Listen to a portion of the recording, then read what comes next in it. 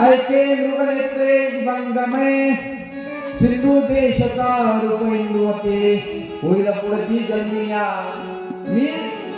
मृग देशाचा राजा इहाब नावाचा म्हणे आणि सिंधू देशाची राणी तू बनशील आपला विवाह होईल तू जया नामे राजकन्या होती मजरावी राजसे वरसी तिसरे जन्मी सौराष्ट्र वर्णमिसी होईल मत्स्य सहित सौराष्ट्र म्हणजे उज्जैन का महाकाल हो महादेव उज्जैन महाकाल आहे तिथे उज्जैन देशाचा मी राजा होईल सौराष्ट्रामधला माझी राणी तू होशील सत्य गुण सहित तू कलिग कन्या होऊन मज वरिसी सत्य जान दार्शा हा कन्या तू पावती मज सावे जन्मी आनपरती संज्ञा या ती कन्या गुणवंत सातवी जन्मी पांड्यराज सातवा जन्मामध्ये मी पांडू होईल तू पद्मराणी माझी होतील तुझं नाव वसुमती रसे तेथे मी बहुत ख्याती करून शत्रुदंडित शिवप्रताप आणि सातव्या जन्मामध्ये आपण शिवाची उपासना करत करत मरू इथपर्यंत त्याने सांगितलं माझं वैभव लोकांना जळायला लागेल लोक पुष्ट व्हायला लागतील लोक म्हणायला लागतील माझ्या संपत्तीवर जळायला लागतील लोक असं जेव्हा तो सांगत होता तेव्हा ती ऐकत होती तू कलिंग कन्या होऊन मजवरीशी सत्य जाण आपण राजा राणी राहूया कारण की आपला खेळ हा अविरत जन्मापासून आहे कारण की भातुकलीच्या खेळामधली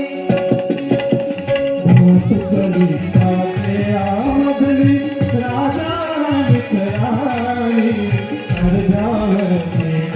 मानला मधुरी एक कहानी भातुकलीच्या खेळामधली राजा मोदला कधवी प्रश्नाला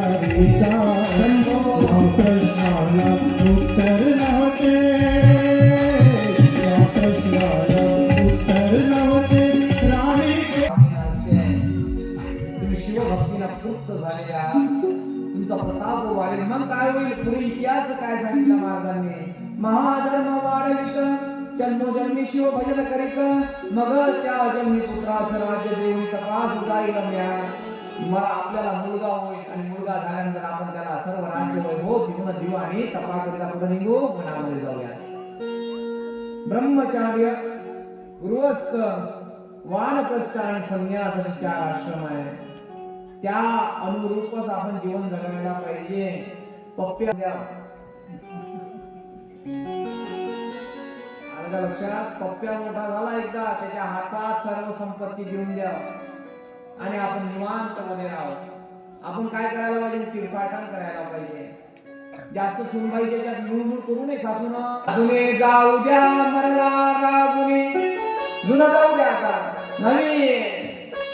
अशी तुतारी तुम्ही फुंकवा की जे जगणारा घडेल विदा सावरकर म्हणतात एक तुतारी द्या जाणून दारुण किंवा पूर्ण जाता सडकना एका ठाई ठाका अशी तुकारी मला द्या तुम्ही ती गगनाला भिडेल आनंदामध्ये राहील शरण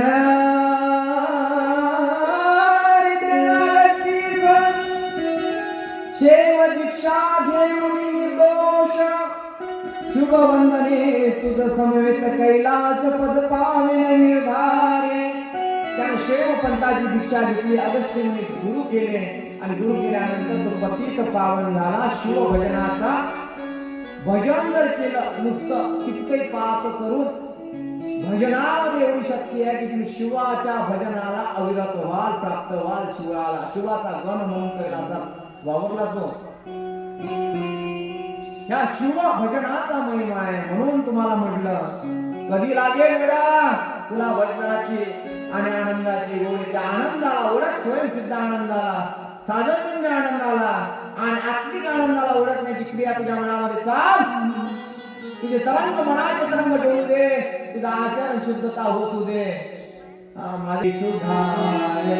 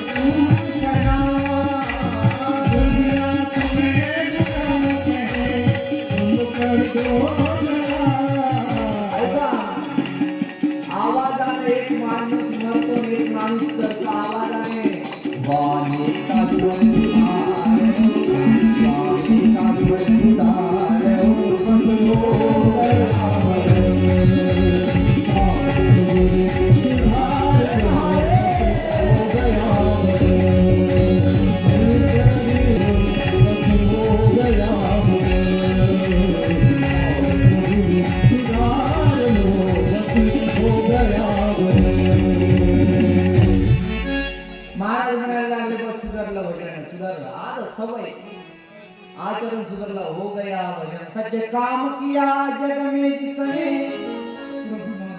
उसने प्रभु नाम न लिए न लिया. सत्यानं वागवा म्हणून तर म्हटलं वचन माई बापाचे, वचन आई बापाचे तोडू नको.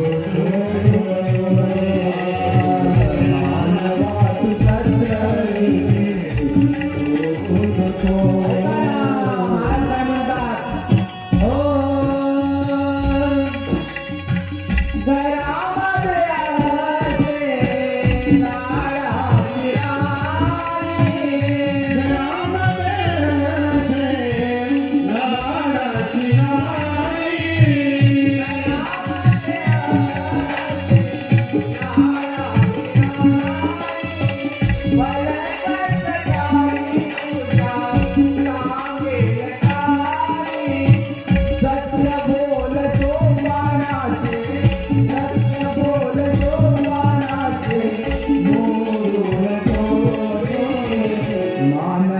मानवात सत्य मानवात सत्य